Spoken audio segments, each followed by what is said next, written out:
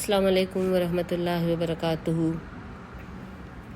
دوسرے آسمان پر نبی کریم صلی اللہ علیہ وسلم اسی ترتیب سے تشریف فرما ہوتے ہیں۔ دروازہ کھٹکھٹایا جاتا ہے، پوچھا جاتا ہے کون؟ بتایا جاتا ہے کہ جبریل۔ پوچھا گیا کہ ساتھ کون ہے؟ بتایا گیا حضرت محمد صلی اللہ علیہ وسلم۔ نہایت پرتپاک انداز سے استقبال ہوتا ہے اور یہاں پر دو بزرگوں سے ملاقات ہوتی ہے، یا یوں سمجھ لیں نوجوانوں سے ملاقات ہوتی ہے۔ تعارف پہ معلوم ہوتا ہے ایک حضرت یحییٰ اور ایک حضرت عیسیٰ علیہ السلام ہیں۔ تیسرے آسمان پر اسی ترتیب سے روانہ ہوتے ہیں۔ ایک بزرگ سے ملاقات ہوتی ہے جس کا حسن عام انسانوں کے مقابلے میں ایسا تھا جیسا تاروں کے مقابلے میں 14ویں کا چاند، یا یہ کہہ لیں کہ دنیا کا آدھا حسن ان میں سمایا ہوا تھا۔ چوتھے آسمان پر ادریس علیہ السلام سے ملاقات ہوتی ہے۔ چھٹے آسمان پہ حضرت ہارون اور حضرت موسیٰ آپ صلی اللہ علیہ وسلم سے ملتے ہیں۔ ساتویں آسمان پر ایک عظیم الشان بیت المعمور کو دیکھتے ہیں جہاں بے شمار فرشتے آتے اور جاتے تھے۔ وہاں پر آپ کی ملاقات ایک ایسے بزرگ سے ہوتی ہے جو آپ صلی اللہ علیہ وسلم سے بہت مشابہ تھے۔ تعارف پر معلوم ہوتا ہے کہ یہ حضرت ابراہیم علیہ السلام ہیں۔ پھر یہاں پر بھی نبی کریم صلی اللہ علیہ وسلم کو بہت مشاہدات کرائے جاتے ہیں اور یہاں سے سدرۃ المنتہا کی طرف روانہ ہوتے ہیں۔ جو اللہ رب العزت اس کائنات کے خالق اور اس مخلوق کے درمیان ایک حد فاصل کی حیثیت رکھتا ہے۔ نیچے سے جانے والے یعنی فرشتے یہاں رک جاتے ہیں، اوپر سے احکام اور قوانین براہ راست یہاں آتے ہیں۔ اسی مقام پہ آپ صلی اللہ علیہ وسلم کو جنت کا مشاہدہ کرایا جاتا ہے۔ اسی مقام پہ آپ صلی اللہ علیہ وسلم کو نمازوں کا تحفہ ملتا ہے۔ آپ صلی اللہ علیہ وسلم وہاں کیا دیکھتے ہیں کہ اللہ نے اپنے صالح بندوں کے لیے جو کچھ مہیا کیا رکھا ہے، کسی آنکھ نے نہ اس کو دیکھا، نہ کسی کان نے سنا، نہ کسی ذہن میں اس کا تصور بھی آ سکتا ہے۔ سدرۃ المنتہا پہ جبریل علیہ السلام تک ٹھہر گئے اور آپ صلی اللہ علیہ وسلم کو یہ اعزاز حاصل ہوا کہ آپ یہاں سے تنہا آگے بڑھے، ایک بلند ہموار سطح پر پہنچے۔ نبی کریم صلی اللہ علیہ وسلم اب بالکل بارگاہ رب العالمین کے سامنے تھے۔ ہم کلام بھی ہوئے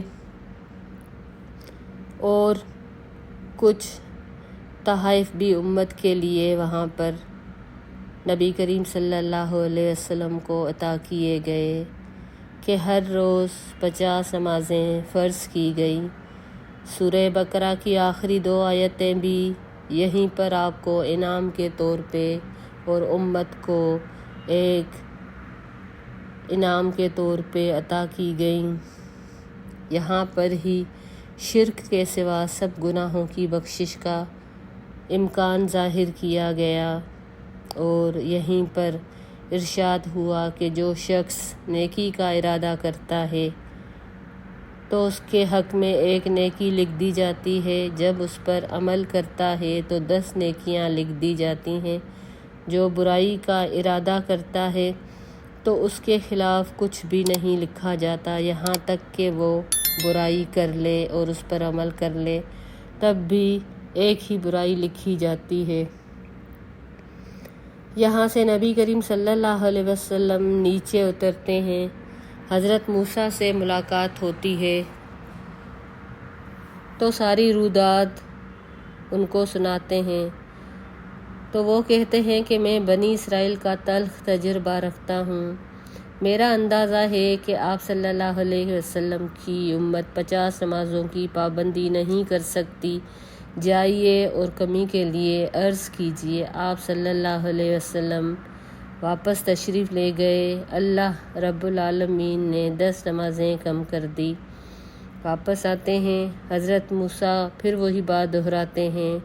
آپ ان کے کہنے پہ صلی اللہ علیہ وسلم بار بار اوپر جاتے رہتے ہیں اور ہر بار 10 نمازیں کم کی جاتی ہیں۔ آخر 5 نمازوں کی فرضیت کا حکم ہوتا ہے۔ اب بھی حضرت موسیٰ کہتے ہیں کہ جائیے اور کم کرائیے، لیکن اب حضرت موسیٰ کہتے ہیں کہ مجھے رب العالمین سے اب شرم آتی ہے۔ فرمایا گیا کہ یہ 50 نمازیں جو 5 کر دی گئیں، ان کا اجر 50 کے برابر ہی ہوگا۔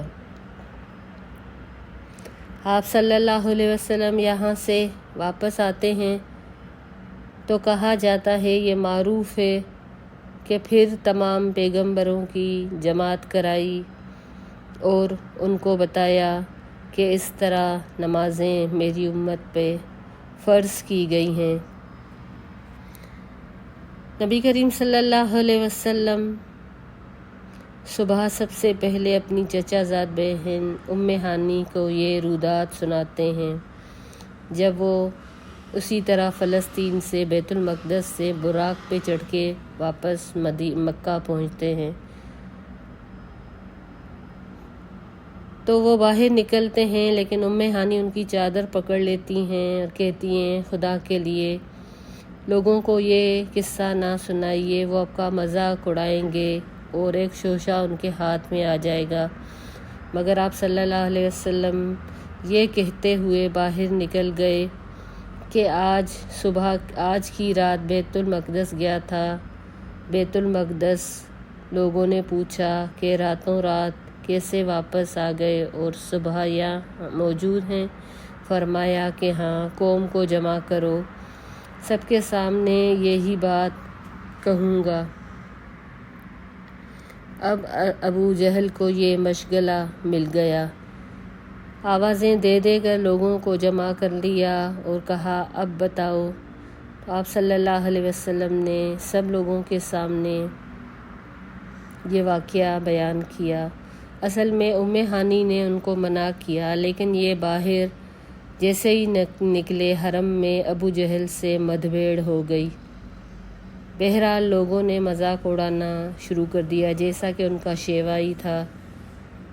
تو کہنے لگے، 2 مہینے کا سفر ایک رات میں ناممکن محال ہے۔ پہلے تو شک تھا، اب یقین ہو گیا کہ تم ایسے ہو گئے ہو۔ آنن فانن یہ خبر تمام مکہ میں پھیل گئی۔ بہت سے مسلمان اس کو سن کر اسلام سے پھر گئے۔ لوگ اس امید پر کہ حضرت ابو بکر اس بات کو نہیں مانیں گے، ان کے پاس پہنچتے ہیں کہ یہ محمد صلی اللہ علیہ وسلم کے دست راہ ہیں، دوست ہیں، تو ضرور یہ بھی اس بات کی تردید کریں گے۔ لیکن جب وہ یہ بات سنتے ہیں، کہتے ہیں، اگر واقعی محمد صلی اللہ علیہ وسلم نے یہ واقعہ بیان کیا ہے تو یہ ضرور سچ ہوگا، اس میں تعجب کی کیا بات ہے؟ میں تو روز سنتا ہوں ان کے پاس آسمان سے پیغام آتے ہیں اور میں اس کی تصدیق کرتا ہوں۔ لہٰذا اس دن کے بعد حضرت ابو بکر کی صدیق سے ان کو جانا گیا۔ حضرت ابو بکر صدیق ان کو لقب دیا گیا کیونکہ وہ پہلے شخص ہیں جنہوں نے اس واقعے کی تصدیق کی۔ پھر حضرت ابو بکر حرم میں آئے، رسول اللہ صلی اللہ علیہ وسلم موجود تھے اور ہنسی مذاق اڑانے والے لوگ بھی۔ پوچھتے ہیں، کیا واقعی آپ صلی اللہ علیہ وسلم نے ایسا فرمایا؟ جواب دیا، ہاں۔ کہا، بیت المقدس میرا دیکھا ہوا ہے، آپ وہاں کا نقشہ بیان کریں۔ آپ صلی اللہ علیہ وسلم کے سامنے گویا بیت المقدس کو عیاں کر دیا، آپ نے نقشہ بیان شروع کر دیا اور ایک ایک چیز اس طرح بیان کی گویا بیت المقدس سامنے ہو اور دیکھ دیکھ کر اس کی حقیقت بتا رہے ہیں۔ حضرت ابو بکر کی اس تدبیر سے جھٹلانے والے کو شدید ضرب پہنچی اور وہاں اکثر لوگ ایسے موجود تھے جو تجارت کے سلسلے میں وہاں جاتے رہتے تھے۔ حضرت ابو بکر کی یہ ایک ذہانت کی مثال سمجھ لیں کہ انہوں نے اس طرح سے تصدیق کی اور وہ لوگ قائل ہو گئے۔